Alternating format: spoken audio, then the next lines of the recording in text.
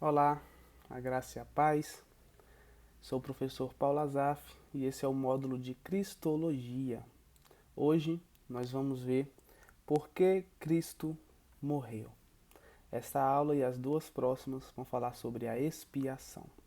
Te convido a fechar os seus olhos, ore comigo, Senhor Deus e Pai. Oramos a Ti, Senhor, neste momento. Te pedimos, ó Deus, que esteja conosco em mais uma aula. Nós sempre te pedimos, ó Deus, que esteja ao nosso lado, me ajude como professor, ajude também os alunos, Senhor, a entender tudo o que está sendo ensinado aqui, que este conhecimento traga proveito e benefício para as nossas vidas, para as nossas almas, Senhor. Em nome de Jesus nós oramos. Amém. E graças a Deus. Então, como eu disse, vamos falar sobre a expiação. Nesta aula e nas próximas duas vamos falar sobre esse assunto tão glorioso. E é uma doutrina tão maravilhosa e tão, assim, boa de falar que eu receio que 3 aulas não serão suficientes. Nós vamos apenas introduzir o assunto, tá bom? Mas é uma doutrina gloriosa a respeito da expiação. E o Novo Testamento ele utiliza várias metáforas, né, que se referem à expiação. É como se fosse um tapete com muitos fios entrelaçados. E para nós entendermos a expiação, nós vamos ver que o Novo Testamento fala sobre a morte de Jesus como um ato de redenção. Em seu sentido mais básico, a redenção ela está ligada a um tipo de compra, uma transação comercial, em que algo é comprado, é resgatado de outro. O próprio Cristo faz alusão a isso, né, de que ele comprou o seu povo, envolvendo um alto preço, que é o seu próprio sangue. Na cruz, no fim de seu sofrimento, Jesus clamou: Está consumado. João 19:30. E essa palavra traduzida aqui por consumado era um termo comercial.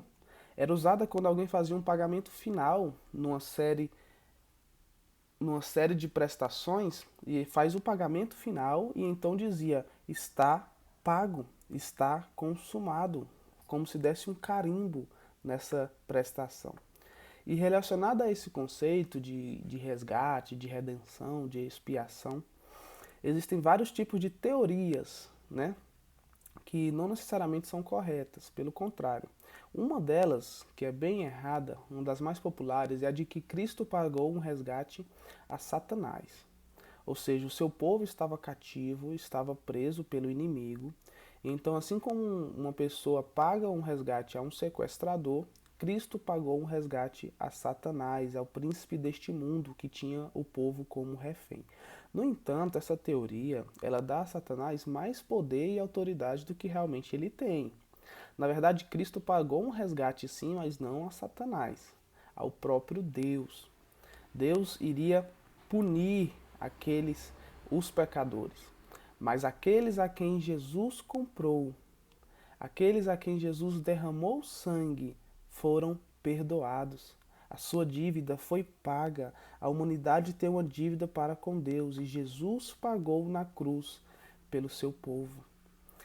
Veja, é intimamente ligado a essa transação comercial, há também a questão do dote que era pago a uma noiva. Isso no Antigo Testamento. O livro de Êxodo detalha a respeito disso.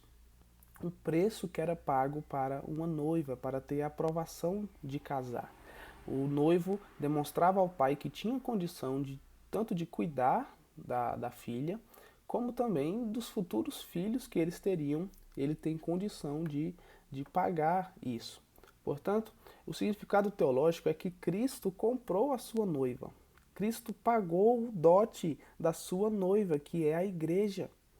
Ele pagou um alto preço. O apóstolo Paulo diz: Não sois de vós mesmos, porque foste comprados por preço. 1 Coríntios 6, 19 e 20. O conceito de compra é central no entendimento bíblico da expiação, da morte de Jesus. E há muitos aspectos para nós examinarmos na expiação. A expiação não foi só uma coisa só, não, nós temos vários aspectos relacionados a ela. Através da cruz, Jesus nos salvou de nossos pecados, Jesus derrotou o império das trevas, ele esmagou a cabeça da serpente e ele adquiriu várias vitórias ali na cruz sobre a morte, sobre o pecado, sobre Satanás e seus demônios. Portanto, não foi uma coisa só que foi realizada na cruz. Várias coisas também advêm desse sacrifício. E algo muito interessante também, uma opinião que tem cativado muita atenção dos teólogos é a teoria da satisfação. Ou seja, o princípio que fundamenta a teoria da satisfação é a justiça de Deus. Ou seja, Deus teve a sua justiça satisfeita em Cristo. Deus ele é justo, irmãos. Ele não vai deixar o pecado passar batido, ele não vai deixar o pecado impune, ele não passa a mão na cabeça. Não. Existem dois tipos de pessoas. Aquelas que creem em Jesus, os seus pecados foram perdoados. Jesus pagou, Jesus sofreu a ira de Deus sobre os pecados de seu povo. E aqueles que não creem em Jesus terão que pagar eles mesmos por seu pecado no inferno.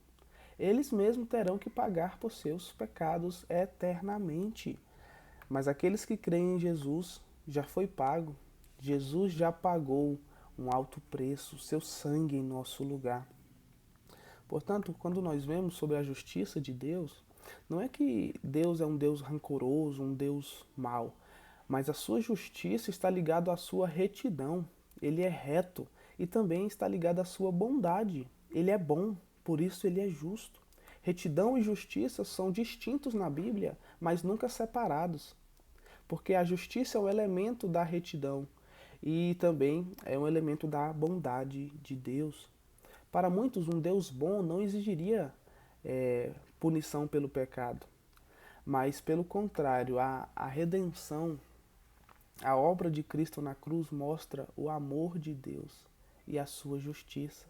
Deus ele é justo e ele é amoroso. Todos nós temos uma dívida para com Deus. E quando pecamos contra Deus, incorremos numa dívida muito grande que não temos como pagar.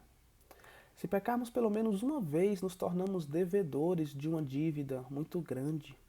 Deus não negocia a sua justiça, ele não sacrifica a sua retidão, nem descarta a sua integridade. É como se Deus estivesse dizendo: olha, eu me assegurarei de que o pecado seja punido. Isso é a justiça. O pecado vai ser punido. E o amor está no fato de que ele enviou seu filho para pagar esse preço por nós.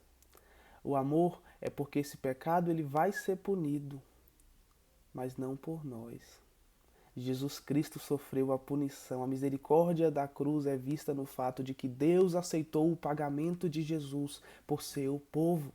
Portanto, na cruz existe o equilíbrio entre a justiça de Deus e o amor de Deus. Deus ele é amor e justiça ao mesmo tempo naquela cruz. Ele equilibra os dois juntamente em um ato só naquela cruz. Como o nosso Deus é maravilhoso, não é verdade? Portanto, essa é uma introdução ao assunto da expiação. Nas próximas duas aulas, nós vamos ver mais sobre esse assunto tão maravilhoso, tão rico para todos nós. Que Deus te abençoe, fique na paz, um abraço e até a próxima aula.